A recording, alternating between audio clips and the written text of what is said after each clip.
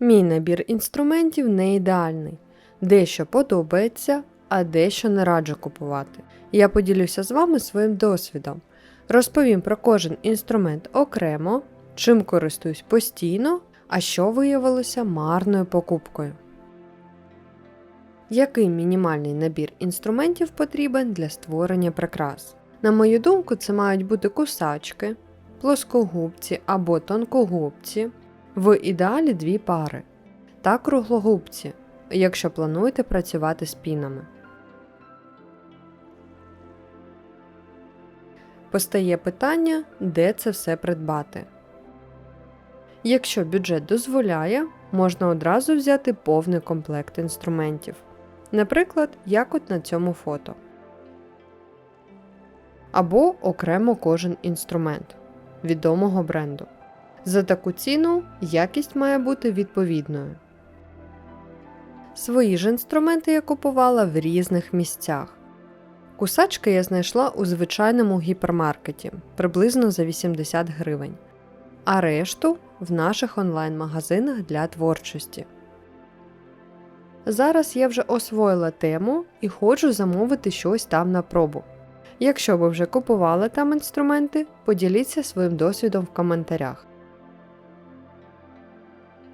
Тонкогубці – це один із найважливіших інструментів. Їхнє полотно поступово звужується до кінця. Є ще і плоскогубці, у них робоча поверхня ширша. Цим інструментом ми робимо майже все. Розмикаємо та замикаємо з'єднувальні кільця, затискаємо стопери та затискні намистини, фіксуємо калоти та багато чого іншого. Я починала з ось таких, 2 в одному. Це і кусачки, і тонкогубці. Звичайнісінький варіант. Його мінуси. Перше. Немає пружини, тому потрібно якось викручуватись, щоб відкрити та закрити інструмент.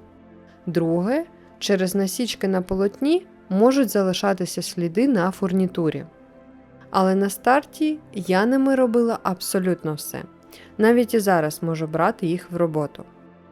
Згодом я придбала вигнуті тонкогубці. По якості інструмента, думаю, ви самі все бачите. Варіант бюджетний. Але свої функції він виконує на всі 100. Як на мене, це найзручніший інструмент. По-перше, ними неймовірно легко відкривати кільця. А по-друге, не потрібно постійно вигинати руку під дивним кутом. Кусачки. Ще один базовий інструмент, без якого не обійтися. Ними ми відкушуємо піни, ювелірний тросик та дріт. Головна перевага спеціальних кусачок – це чистий та акуратний зріз. Якщо порівнювати їх з тими кусачками, що йдуть у комплекті з тонкогубцями 2 в одному, то різниця колосальна. Але є ще ось такі. Наскільки я правильно розумію, вони призначені для більш твердих металів або чогось типу товстого меморі дроту. У кого є такі в роботі? Підкажіть, будь ласка, я права? Як вони вам взагалі і чи варто мати такі в арсеналі? Круглогубці. Саме за допомогою них ми крутимо петельки на пінах. Тут важливо пам'ятати, чим ближче до кінчика ви затискаєте пін, тим меншим буде діаметр вушка. Я зазвичай кручу трішки нижче середини. Щодо моїх круглогубців, вони мені не подобаються. Це знову ж таки питання ціни та якості. Якщо піни ваші з нержавіючої сталі, як от у мене, то іноді можуть виникати складнощі, бо зазвичай вони жорсткі. І в деяких випадках потрібно дуже багато зусиль, щоб зробити гарний пін. На просторах інтернету я бачила відео з одним цікавим інструментом. Він автоматично крутить петельку на пінах. Потрібно тільки правильно вставити пін і натиснути. І я подумала, вау, я точно таки хочу. Поки не побачила ціну. Не знаю, навіть на тему вони, як на мене, задорогі. Здається, краще вже просто якісні круглогубці придбати за ці кошти. У кого є такий інструмент, поділіться досвідом у коментарях, чи вартує він своїх коштів. Пінцет. Це допоміжний інструмент, але я все ж таки вирішила додати його до списку. Ним дуже зручно діставати дрібну фурнітуру. А ще я відкриваю ним подвійні кільця. Так, я знаю, це не найкращий спосіб і не найбезпечніший. Я вже серйозно обмірковую покупку спеціального інструмента – плоскогубці для розмикання подвійних кілець. Мені здається, це буде набагато безпечніше, ніж робити це пінцетом. Крімпер. Цей інструмент створений для того, щоб затискати крімпи. Я їх називаю стопери.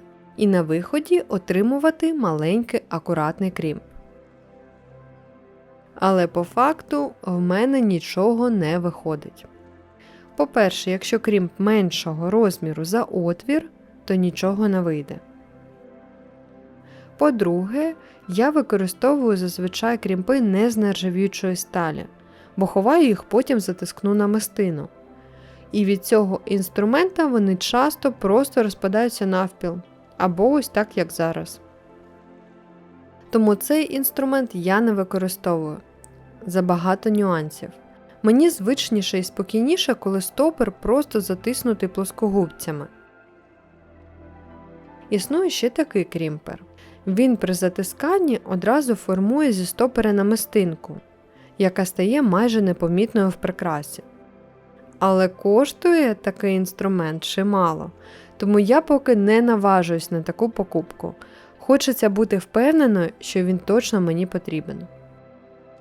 Що робити, якщо інструмент заклинило? Можливо, комусь ця порада допоможе. Нещодавно мої кусачки почали заїдати. Перестали нормально відкриватися, ніби їх щось клинить зсередини. Виправити це дуже просто.